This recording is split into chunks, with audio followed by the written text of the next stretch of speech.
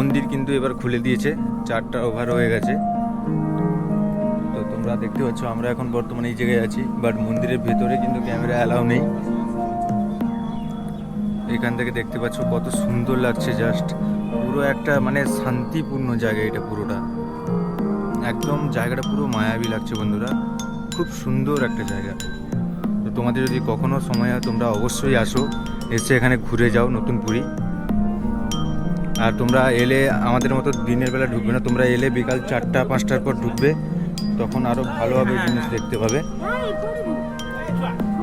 তখন আরও খুব সুন্দর লাগবে। যে লাইটটা জ্বলে না মন্দিরে, সেই লাইটিংটা দেখতে খুব সুন্দর লাগে। তার জন্য বলছি তোমরা যদি কেউ নতুন পুরী ঘুরতে আসো, তোমরা বিকাল 4টার পর ঢুকবে, দিলে ভগবানের দর্শনও খুব ভালোভাবে দেখতে পাবে। আর হচ্ছে সন্ধ্যার সময় লাইটিং যেটা হয় মন্দিরের, সেটা খুব সুন্দর লাগে, সেটাও তোমরা দেখতে পাবে।